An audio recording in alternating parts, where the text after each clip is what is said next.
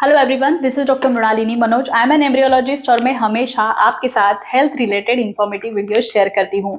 आज हम IVF series का अगला वीडियो देखेंगे। आज हम बात करेंगे सबसे इंपॉर्टेंट चीज कि आईवीएफ क्या होता है, आईवीएफ में कौन से ब्लड टेस्ट किए जाते हैं, आईवीएफ का एक्चुअली होता क्या है, आईवीएफ प्रोसेस क्या होता है, और सबसे इंपॉर्टेंट और कॉमन पूछा जाने वाला सवाल कि हम कैसे जानेंगे कि हमें आईवीएफ की जरूरत है या फिर हमें आईवीएफ से बच्चा होगा। इस बात की हम कैसे जानकारी जाने, हमारे में ऐसी कौन सी प्रॉब्लम होगी कि हमें आईवीएफ से बच्चा हो सकता है। तो चलिए इन सारे सवालों के आज हम जवाब जानेंगे। वीडियो को आखिर तक जरूर देखिएगा। आईवीएफ का मतलब होता है इन विट्रो फर्टिलाइजेशन। मतलब क्या, वाइफ और हस्बैंड दोनों के जो स्त्री बीज पुरुष बीज होते हैं, अंडे और स्पर्म, उनको बॉडी से निकाल दिया जाता है बाहर और एक लैब में दोनों का निषेचन यानी कि फर्टिलाइजेशन करवाया जाता है। और उसके बाद उससे जो भ्रूण बनता है, एम्ब्रियो बनता है, उसको वापस मां के गर्भाशय में छोड़ दिया जाता है, प्रत्यारोपित कर दिया जाता है, जिसे कहा जाता है आईवीएफ। अब बात करते हैं कि आईवीएफ में कौन से टेस्ट कर दिए जाते हैं। आईवीएफ में बहुत सारे बेसिक ब्लड टेस्ट होते हैं, उसी के साथ साथ कुछ एडवांस ब्लड टेस्ट भी होते हैं, जिसे हार्मोनल ब्लड टेस्ट भी कहा जाता है। साथ ही साथ ये जो फैलोपियन ट्यूब्स होती है ना, इसके लिए भी कुछ इन्वेस्टिगेशन कर दिए जाते हैं, जैसे कि हिस्टेरोसाल्पिंगोग्राफी या फिर सोनोसाल्पिंगोग्राफी, जिस वजह से क्या ये फैलोपियन ट्यूब्स ब्लॉक है, क्या इसमें कोई पानी भरा हुआ है या फिर कोई इन्फेक्शन है, ये चीजों का पता चलता है। अगर इन ट्यूब्स में पानी भरा हुआ है यानी कि हाइड्रोसाल्फिंग्स की अगर सिचुएशन है तो इसका ट्रीटमेंट बहुत पहले करना पड़ता है। जी हाँ, क्योंकि हो सकता है अगर आप आईवीएफ करवाए और भ्रूण को, एम्ब्रियो को आप जब इस गर्भाशय में छोड़ते हैं और यहाँ पे अगर कोई पानी जमा है, फ्लूइड जमा है, तो हो सकता है वो गर्भाशय में स्पिल आउट हो और उस वजह से ये जो हमने एम्ब्रियो यहाँ पे छोड़ा है उसको इम्प्लांट होने में दिक्कत आए, प्रेगनेंसी रहने में दिक्कत आए। तो इसीलिए अगर ट्यूब्स में कोई इन्फेक्शन है, कोई बीमारी है, कोई हाइड्रोसाल्फिंग्स की सिचुएशन बनी है, तो उसको पहले रूल आउट करके उसका ट्रीटमेंट पहले पूरा करना होता है, उसके बाद ही आईवीएफ का ट्रीटमेंट शुरू करते हैं। तो ये भी एक इन्वेस्टिगेशन बहुत ज्यादा जरूरी हो जाता है। उसके बाद एक सोनोग्राफी डॉक्टर्स करते हैं जिसे कहा जाता है टीवीएस यानी कि ट्रांसवजाइनल सोनोग्राफी। जी हाँ, जिसमें आपका ये जो एंडोमेट्रियम होता है ना, यूट्रस का ये जो एंडोमेट्रियम होता है, लाइनिंग अंदर का, ये ट्रिपल लेयर एंडोमेट्रियम बन रहा है क्या, इसकी क्वालिटी कैसी है, ये देखा जाता है। और साथ ही साथ ये जो ओवरीज होती है, इसका अंडा बनने का क्षमता कितना अच्छा है, ओवेरियन रिजर्व कैसा है, एंट्रल फॉलिकुलर काउंट कैसा है, एएफसी कैसा है, ये चीजें भी ट्रांसवजाइनल सोनोग्राफी में देखी जाती है। तो वो टेस्ट भी बहुत डॉक्टर्स करना प्रीफर करते हैं आईवीएफ शुरू करने से पहले। और एक बेसिक हस्बैंड की अगर हम बात करें तो सीमेन एनालिसिस टेस्ट और ब्लड टेस्ट हस्बैंड्स के लिए भी किए जाते हैं। अब समझते हैं कि आईवीएफ होता क्या है, आईवीएफ में एक्चुअली क्या होता है। आईवीएफ अगर हम आसानी से समझने की कोशिश करें तो आईवीएफ एक 5 स्टेप्स की प्रक्रिया है। सबसे पहले आता है ओव्यूलेशन इंडक्शन। जी हाँ, क्योंकि नॉर्मली हमारी जो ओवरी होती है उसमें एक ही अंडा 1 महीने में बनता है, लेकिन जब हम आईवीएफ का ट्रीटमेंट शुरू करते हैं तो हम कोशिश करते हैं कि 10 से 15 अंडे यहाँ से हम बना पाए, ताकि उसमें 7 से 8 एम्ब्रियो हम आपके लिए गुड क्वालिटी एम्ब्रियोज बना पाए और आपका प्रेगनेंसी का चांस बढ़ा पाए। ये जो ओव्यूलेशन इंडक्शन का प्रोसीजर है, इसमें अलग अलग प्रोटोकॉल्स का इस्तेमाल होता है, इंजेक्शन, दवाइयाँ का इस्तेमाल होता है। इस वीडियो में हमने उसको डिटेल में आपको समझाया है, स्टेप बाय स्टेप आप उसको समझ सकते हैं। दूसरा स्टेप होता है ओवम पिकअप, ओपीयू, या फिर जिसे एग रिट्रीवल भी कहा जाता है, जिसमें वाइफ को एनेस्थेसिया दिया जाता है और ये जो ओवरी में अंडे बने हैं इसको एक निडल के द्वारा एस्पिरेट कर लिया जाता है सारे अंडों को, और एक फ्लूइड उसको कलेक्ट किया जाता है। तीसरा स्टेप होता है फर्टिलाइजेशन। जी हाँ, ये जो एस्पिरेट किया हुआ फ्लूइड है वो लैब में, आईवीएफ लैब में एम्ब्रियोलॉजिस्ट को हैंडओवर कर दिया जाता है, यानी कि हमारे पास आता है।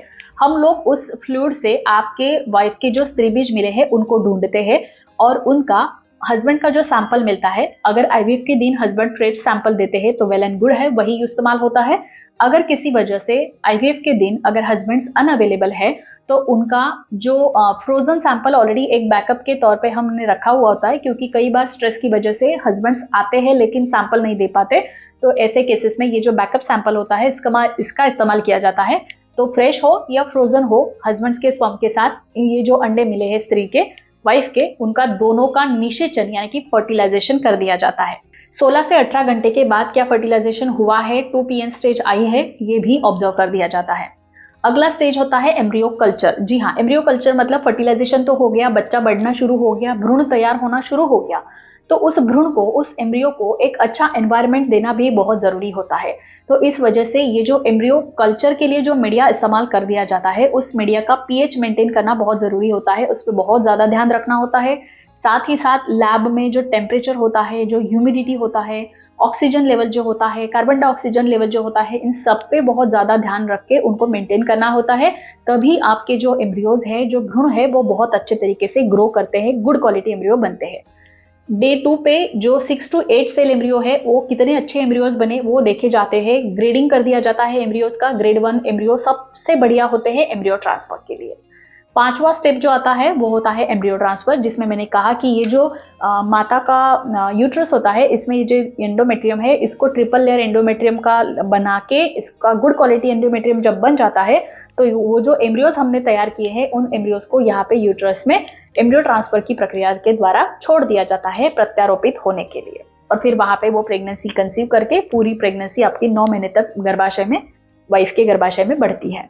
अब सबसे इंपॉर्टेंट और लास्ट का सवाल कि हम कैसे जाने कि हमें आईवीएफ की जरूरत है, या फिर हमारी ऐसी कौन सी दिक्कत होती है जिस वजह से हम ये जान सकते हैं कि हमारे लिए आईवीएफ ही सबसे बढ़िया है। सबसे पहला होता है, अगर हस्बैंड्स की दिक्कत है, तो हस्बैंड में क्या होता है, कई बार स्पर्म काउंट कम होता है। कम यानी 10 मिलियन से अगर स्पर्म काउंट कम है, तो आपको नेचुरली या फिर आईयूआई से प्रेगनेंसी रहने के चांसेस कम होते हैं। आप आईवीएफ के द्वारा हस्बैंड स्पर्म के साथ ही, लेकिन आईवीएफ के द्वारा आपको प्रेगनेंसी हो सकती है। अगर हस्बैंड्स में अजूस्पर्मिया है या फिर कोई और दिक्कत है जिस वजह से प्रेगनेंसी बिल्कुल नहीं रह रही, तो आप ऐसे केसेस में डोनर स्पर्म का इस्तेमाल करके आईवीएफ करवा के भी प्रेगनेंसी पा सकते हो। अगर वाइफ की मैं बात करूं, वाइफ में अगर दिक्कत है, जैसे कि अंडे बढ़ नहीं रहे हैं या फिर 40 की उम्र हो गई है और अंडे बनने की क्षमता ही नहीं बची है, तो ऐसे केसेस में आप डोनर एग्स लेके हस्बैंड्स के स्पर्म के साथ अपना बच्चा बना के आपकी गर्भाशय में आप उसको बढ़ा सकते हो आईवीएफ तकनीक के दौरान।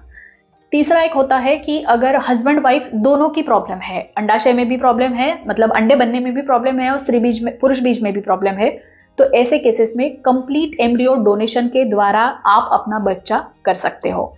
एक तीसरा होता है कि अनएक्सप्लेन इनफर्टिलिटी। जी हाँ, मतलब कोई प्रॉब्लम नहीं है, सारे रिपोर्ट नॉर्मल है, सब कुछ अच्छा है, फिर भी प्रेगनेंसी नहीं हो रही है, तो ऐसे केसेस में भी आप आईवीएफ जरूर कर सकते हो। और एक फैक्टर होता है सर्वाइकल फैक्टर इनफर्टिलिटी। जी हाँ, इसके बारे में अगर आप डिटेल में जानना चाहते हैं तो कमेंट सेक्शन में लिखिएगा, हम एक डिटेल अलग से वीडियो इसके ऊपर लेके आएंगे। लेकिन अगर सर्वाइकल फैक्टर इनफर्टिलिटी है, तो ऐसे केसेस में भी आईवीएफ बहुत अच्छा आपके लिए सॉल्यूशन माना जाता है। फैलोपियन ट्यूब्स की अगर हम बात करें, ये जो फैलोपियन ट्यूब्स मैंने बताई, अगर इसमें कोई ब्लॉकेज है, कोई इन्फेक्शन है, हाइड्रोसाल्पिंग्स का सिचुएशन है, कोई भी दिक्कत है अगर फैलोपियन ट्यूब्स की, तो ऐसे केसेस में आपको नेचुरली या फिर आईयूआई से भी प्रेगनेंसी बिल्कुल नहीं होती है, तो ऐसे केस में आपको डेफिनेटली आईवीएफ ही करवाना होता है, ताकि आपका प्रेगनेंसी बहुत जल्दी आप पा सकते हैं। आशा है आज का वीडियो आपको इन्फॉर्मेटिव लगा होगा, काफी सारी जानकारी आपको जरूर मिली होगी, आपके कई सारे सवाल निकल चुके होंगे दिमाग से। फिर भी कोई सवाल है कमेंट सेक्शन में जरूर पूछिएगा। अगर आप इसी तरीके के वीडियोस मिस नहीं करना चाहते तो चैनल को सब्सक्राइब करके रखिए, बेल आइकन क्लिक करिए, ऑल नोटिफिकेशन पे भी क्लिक करिएगा। चलिए मिलते हैं हमारे अगले वीडियो में एक नई इन्फॉर्मेशन के साथ, एक नई वीडियो के साथ। तब तक के लिए अपना ख्याल रखिए, स्वस्थ रहिए और हमेशा हमारे साथ जुड़े रहिए, बिकॉज हेल्थ इज हियर। नमस्कार।